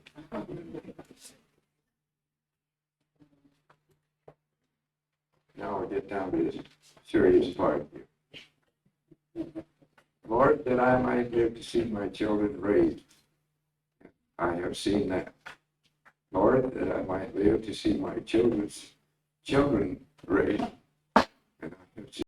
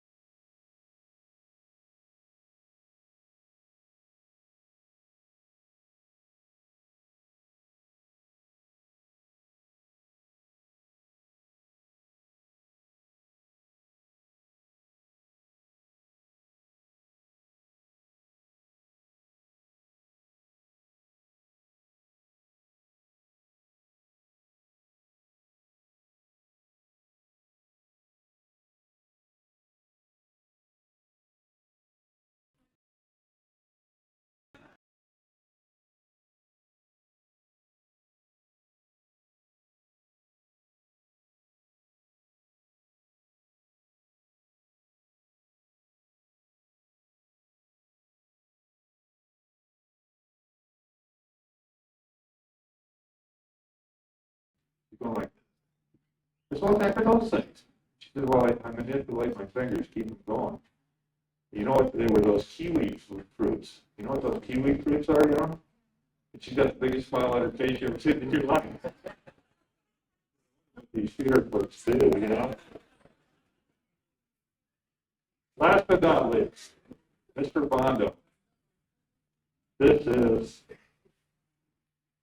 I'd like to share this with you. Now, this is something I've had since November 1st of 1978, when I went into management.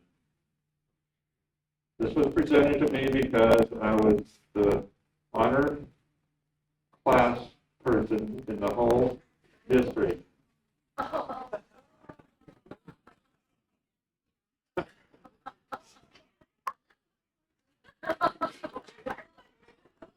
This is what I used to whip the drivers with. It's a 6 foot. Yeah, well, we had an agreement.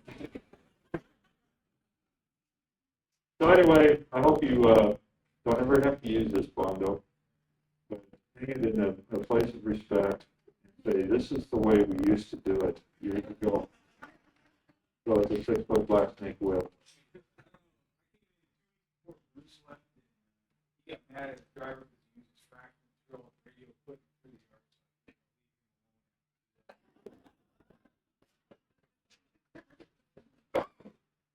Okay. Now, Bruce is quite a character there. The day that I went into feeders in 1976, Bruce had already been a feeder driver. He was number one on the list.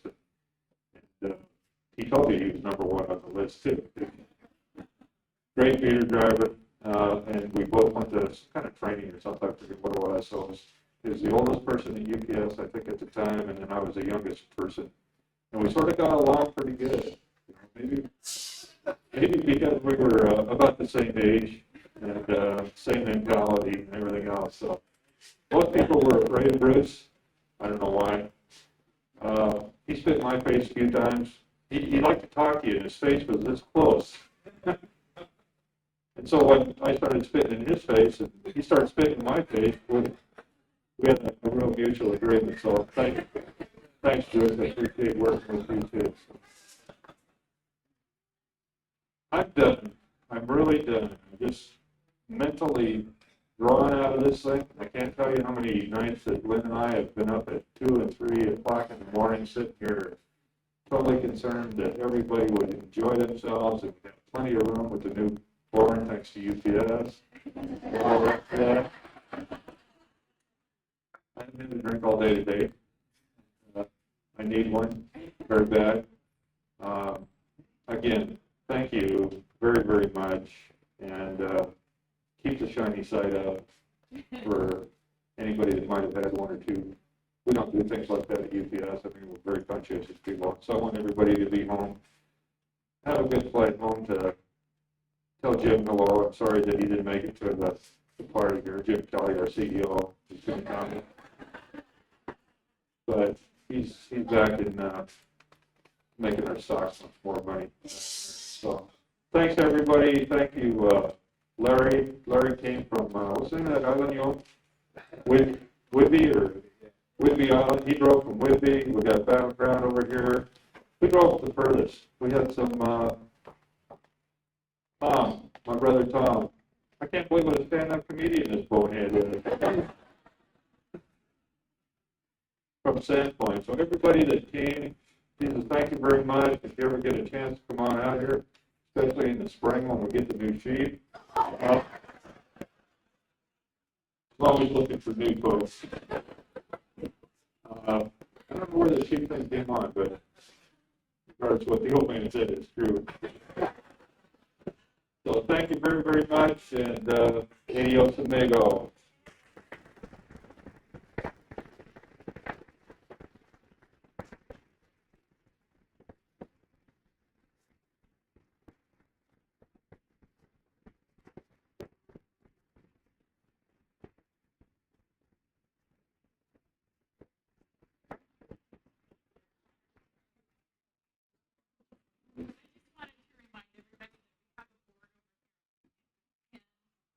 Haven't already signed it, please do, because we're gonna spray that. It'll be there forever.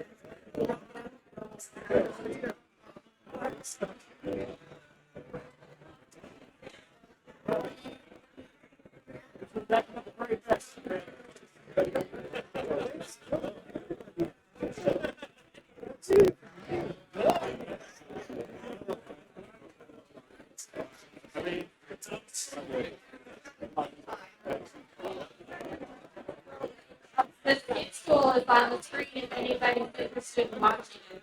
You got something to put all this fish on and I'll take the time to hold it.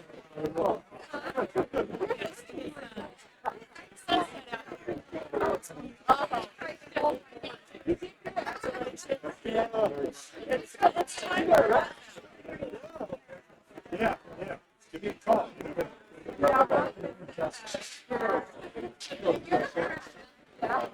How we doing?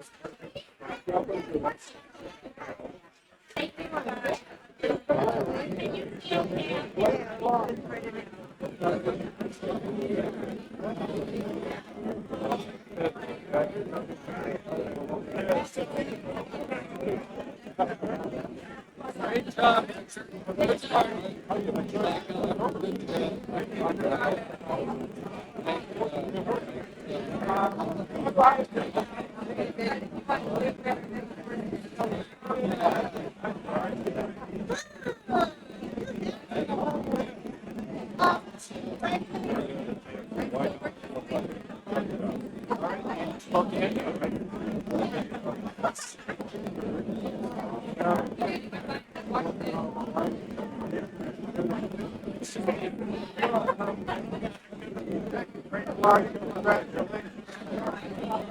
Good start.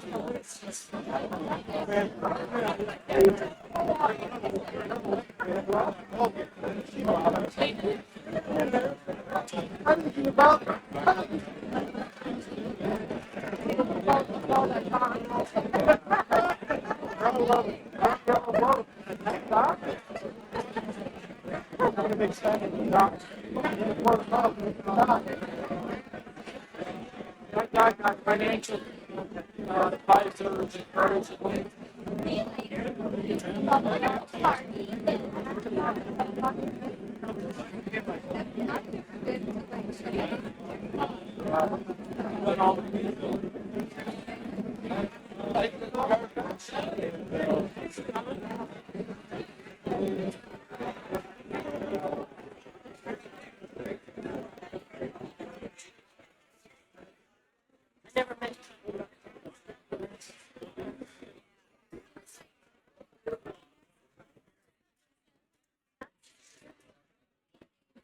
Can I get everybody's attention, please? If anyone is interested, Dick is now going to start opening his gifts. You're welcome.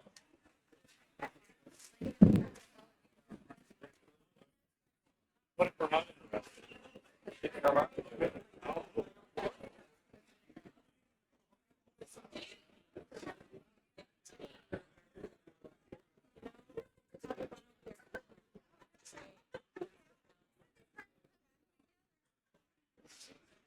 Hey.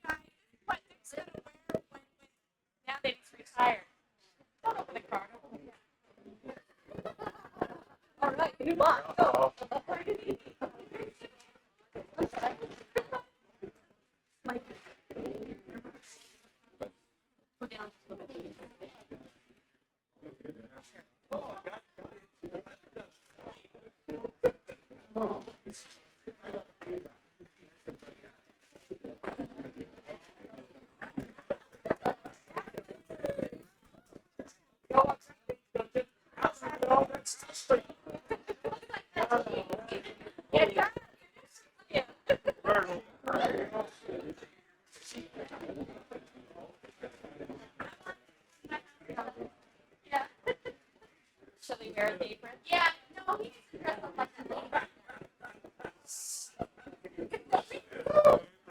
My apron guy.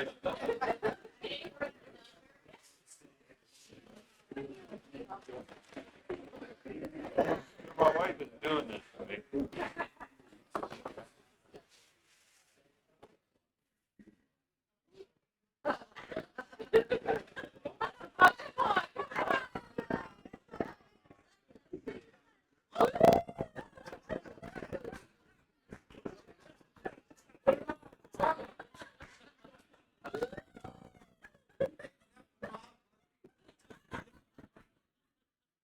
Bob. And you're gonna have to tell me what to do with this.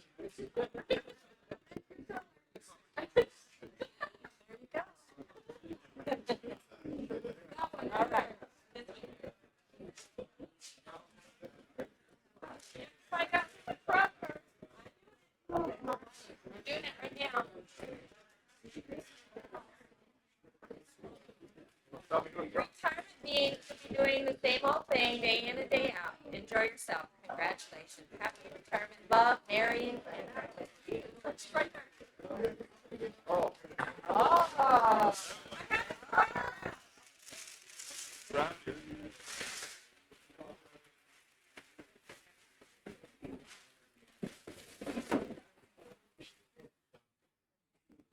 This is from my adopted daughter-in-law, son-in-law, whatever you are. That's. Yeah, right. The shoe ball bicycles. You heard about motors or a bicycle? He bought a bicycle to get in shape. For those of you that don't know, and the first night he was riding it, he ran into the ditch and he lost a whole week's work because he broke.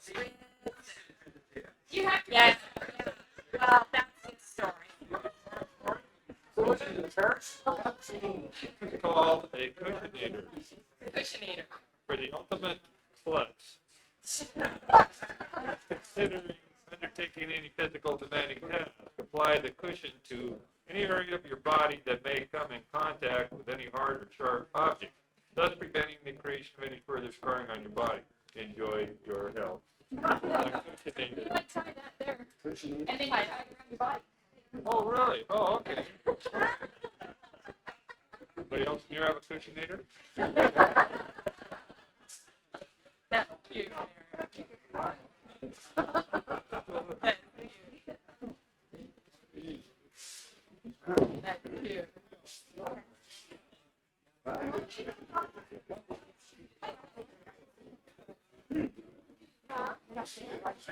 Oh, you will later.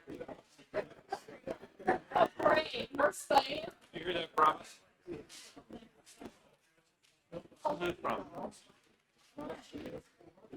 What's her color? Oh, there's a little tag on the bottom. Oh, no. Did somebody in here leave this up here?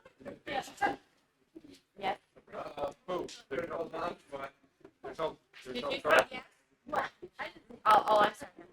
There was no card on this one. Pick your weapon. Oh, don't trust me.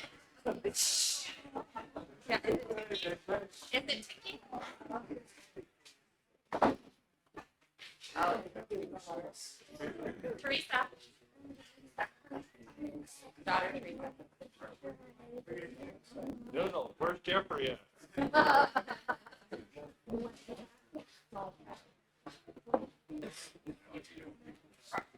We serve our sushi. I I do enjoy Jeff being good. I wish Jeff was here to really entertain me on how to do this. So thank you, my daughter, Teresa. She's probably outside. From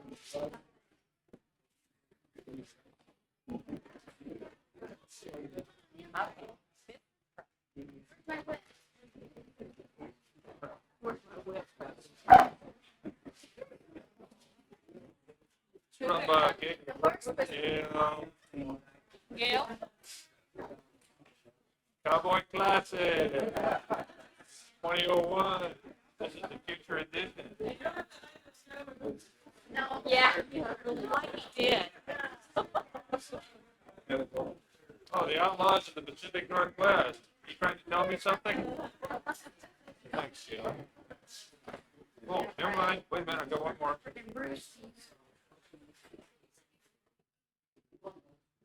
No more alarm clocks. Finally, I'm retired. I take all day coffee breaks. Sounds like a Peter driver. I take all day coffee breaks. I finally found out what TOFC means. At United Parcel Service, we haul trailers on a flat car all the time. We call it TOFC, trailer on a flat car. And when I was in Seattle working with these guys down here, they told me it was.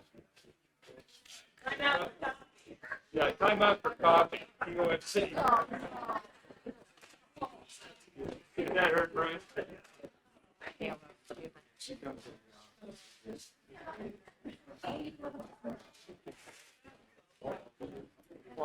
Thanks, Gail. You're in the estate.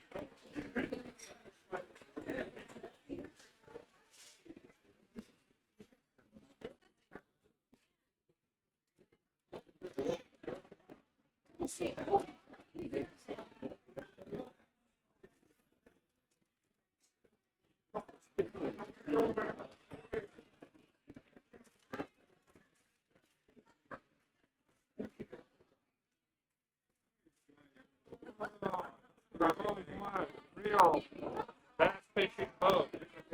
French one. Where's Bob? What is that? Bass fishing boat.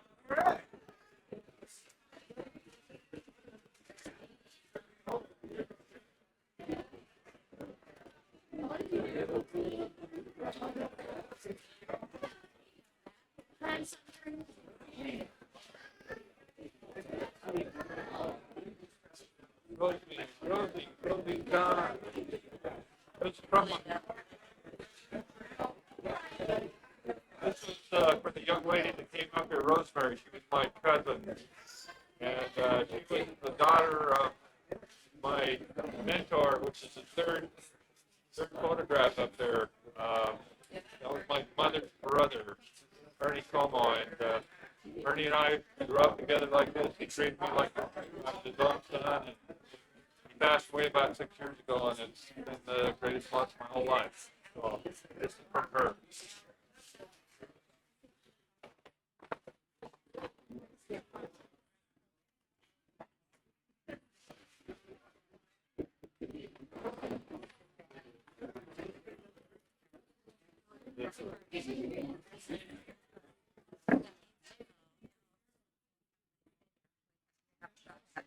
Bubbles. Bubbles. Bubbles. Bob's gone. That's Bob. Whoa. Sheepskin gloves. Show up on your driveway, Dick. Real McCoy.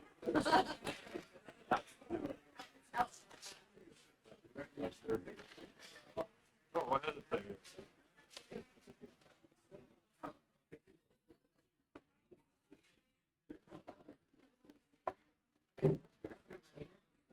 Best yet to come from Bob.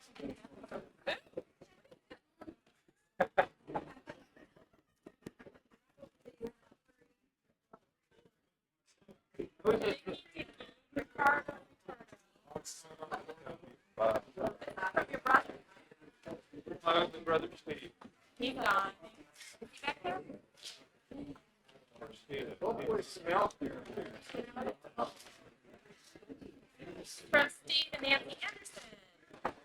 My ugly brother, Candy Road, Merlot.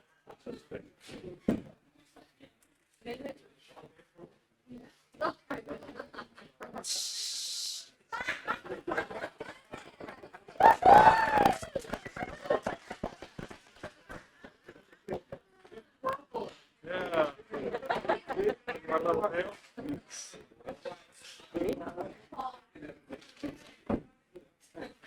I know who this is from. I gotta tell you a story about this. This is a bottle of Chivas Regal.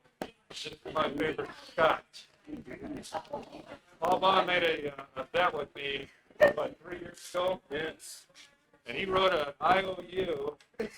Says, I owe you 1 bottle of scotch. The first year I came back, I showed him the note. It was a year old. He says, you know how much a bottle of Chivas Regal costs? I said, yeah, but I have an IOU. The second year I went back, I said, here's the IOU, Paul. It went up $1.50 a bottle. So he came out today and he said, I want my IOU back.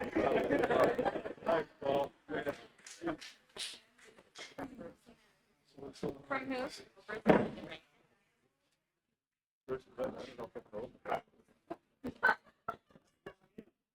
Oh, that's it. What's new? What's new?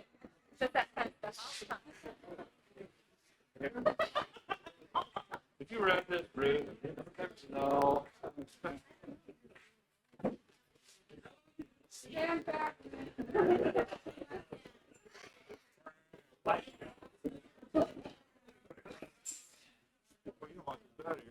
I didn't practice.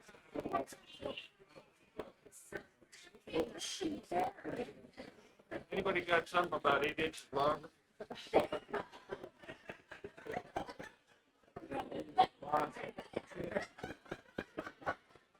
You say something hard.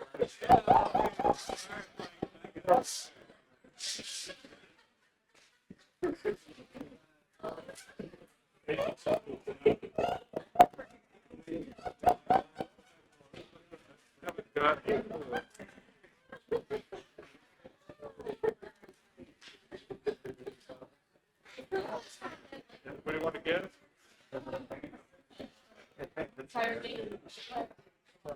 A toothbrush.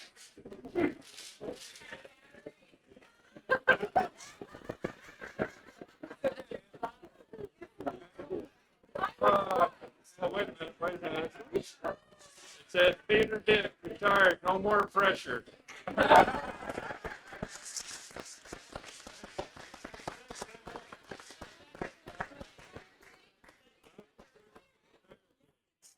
Goes up to 150.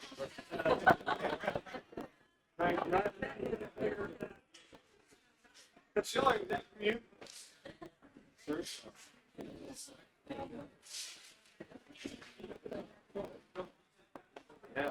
Yeah.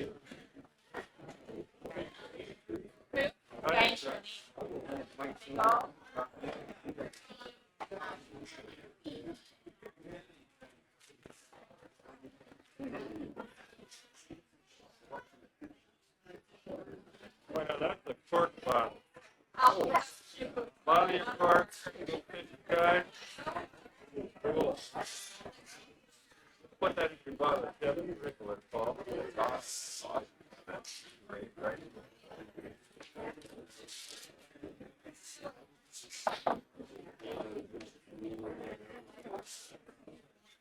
You know, see that?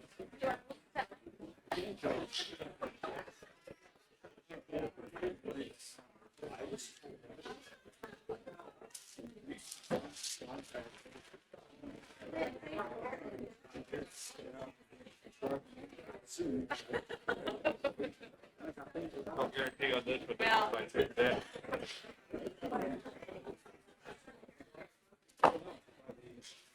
Oh, it's a purse.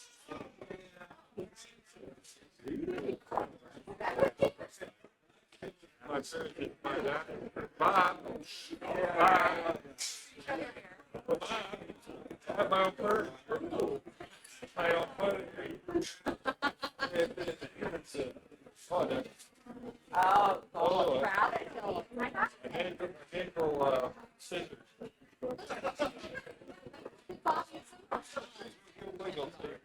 That's for your vacation. We don't like the Bob does.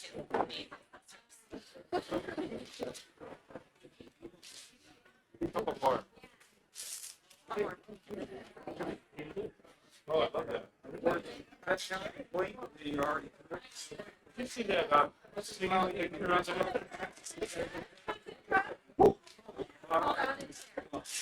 There are neighborhoods.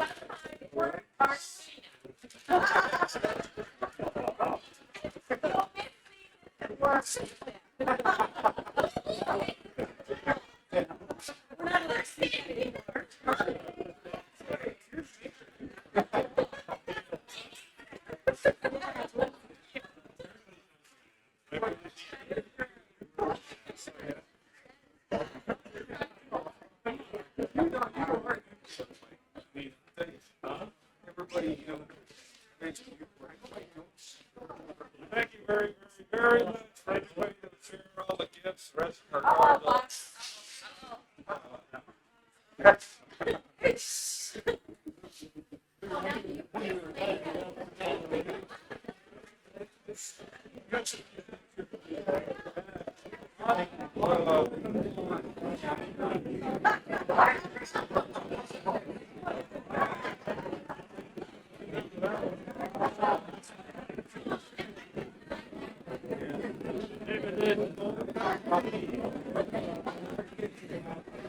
Who got the tea?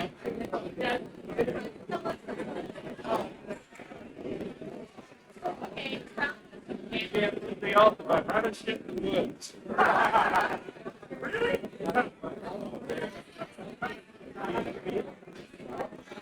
Thank you very much.